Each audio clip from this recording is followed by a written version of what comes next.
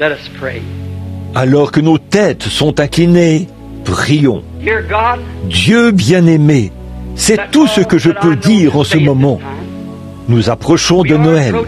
Les rues sont bondées d'hommes et de femmes, de garçons et de filles, qui se bousculent et se frayent un passage pour essayer d'acheter un cadeau afin de rendre l'appareil à quelqu'un qui leur en donnerait un. Beaucoup de ceux qui se disent chrétiens sont là, dans les rues, à acheter des cigarettes, de l'alcool, qu'ils donneront comme cadeau de Noël. Oh Dieu, on dirait qu'ils te renvoient ça en plein visage, lorsqu'ils enseignent à leurs enfants cette fiction de la théologie païenne romaine, d'un certain Saint Nicolas.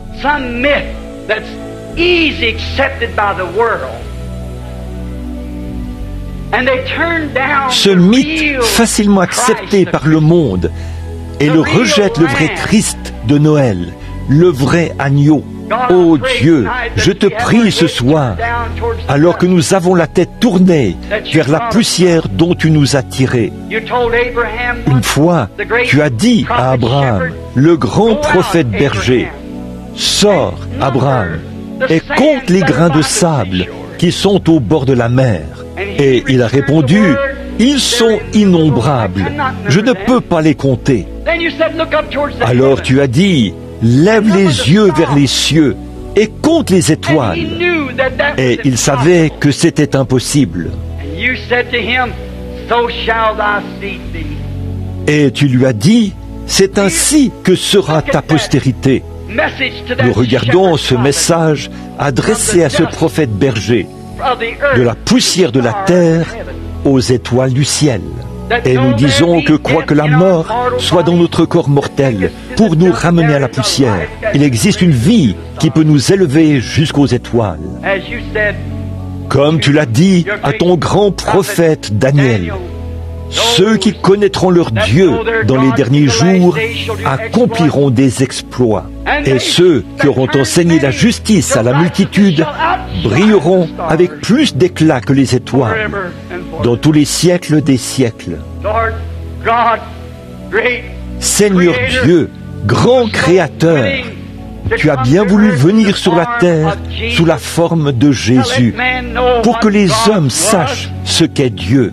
Personne d'autre que toi ne pouvait prendre la peine de la mort. Aucun ange, aucun substitut ne pouvait le faire. C'est toi qui as fixé la peine, et c'est toi seul qui pouvais l'ôter à juste titre. Et en tant qu'esprit, tu ne pouvais pas mourir. Mais tu t'es fait chair afin de pouvoir mourir. Et tu es devenu un agneau afin de pouvoir ôter le péché de tes rachetés, puisque c'est par ton propre sang que tu devais les racheter. Oh, cette histoire est tellement glorieuse, Seigneur.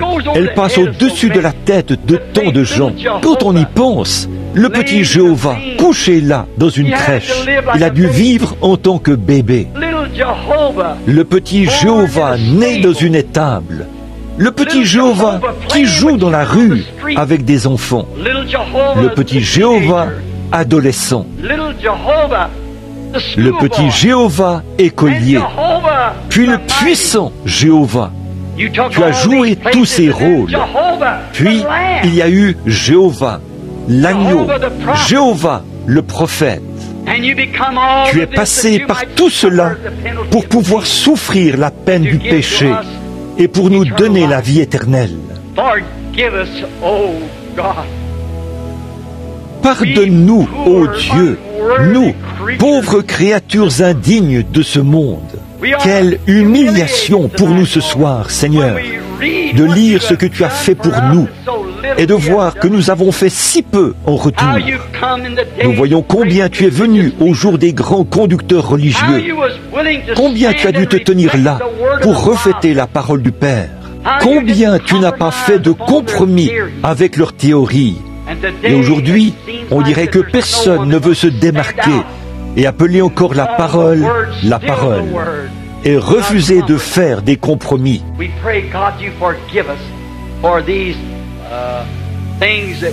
Nous te prions, ô Dieu, de nous pardonner pour ces choses que nous avons tant négligées. Accorde-nous ce soir dans nos cœurs, comme nous nous donnons à toi en tant que crèche. Et nous savons que chaque fois que le Christ crucifié est accepté, il y a une nouvelle naissance. Il y a une brebis qui naît. Il y a au ciel des anges qui chantent des cantiques. Lorsqu'un pécheur se repent, les anges chantent de nouveau. Nous prions, ô Dieu, que s'il y en a ici ce soir qui ne te connaissent pas comme le vrai cadeau de Dieu, comme leur sauveur personnel, pas seulement par une conception mentale, mais par une nouvelle naissance, naître de ton esprit, puissent-ils recevoir cela maintenant même, Seigneur, alors que nous avons la tête inclinée. Et s'il y en a un, Seigneur, qui ne l'a pas fait, puisse son cœur se remplir de joie maintenant et trouver, comme les bergers d'autrefois, dans la crèche de son cœur, la parole, le Messie, qui lui sera confirmé comme étant le Saint-Esprit, le grand berger de ce jour. Nous le demandons au nom de Jésus. Alors que nous avons la tête inclinée et le cœur aussi, je l'espère. Voudriez-vous, mon cher frère, bien que vous soyez membre d'Église, et j'espère que je ne vous ai pas blessé en disant ce que j'ai dit. Il n'y a pas de mal à faire partie d'une Église. Nous sommes censés en faire partie. Mais, ô frères, ne vous limitez pas à ça. Il faut que vous naissiez de nouveau. C'est ce que le grand prophète Berger a dit. Il faut que vous naissiez de nouveau. Il a dit à un théologien, il faut que tu naisses de nouveau. Et quand vous êtes né de nouveau, ce n'est pas simplement parce que vous croyez. Ils disent, vous naissez au moment où vous croyez. Mais la Bible déclare, le diable croit lui aussi. Donc remarquez, ce n'est pas ça. C'est une expérience. Vous dites, eh bien, j'ai mené une bonne vie. Les apôtres aussi. Mais ils n'ont pas été nés de nouveau avant d'avoir reçu le Saint-Esprit. Ils n'ont même pas été convertis avant d'avoir reçu le Saint-Esprit. Vous vous souvenez du soir qui avait précédé la trahison, ou le soir de la trahison. Juste avant que la trahison ait lieu, Jésus a dit à Simon-Pierre, « Quand tu seras converti, affermis tes frères. » Et pourtant Pierre l'avait suivi pendant 3 ans et demi. Il avait même chassé des démons et guéri les malades. Il avait prêché l'Évangile. Mais jusque-là, selon la parole, il n'était même pas converti.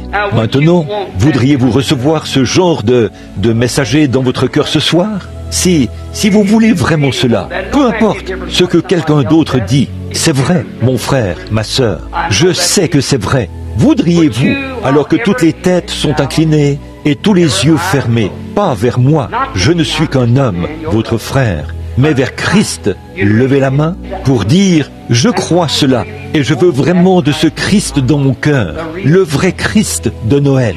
Voudriez-vous lever la main maintenant? Que Dieu vous bénisse. C'est bien. Que Dieu vous bénisse aussi. Que Dieu vous bénisse. Oh, il y a des mains partout. Puisse cela se produire, frère. Puisse cela se produire, sœur. Puisse cela se produire, mon ami. Soyez remplis de l'Esprit de Dieu. Ce que n'importe qui d'autre dit, qu'est-ce que ça change? Souvenez-vous, c'est votre vie.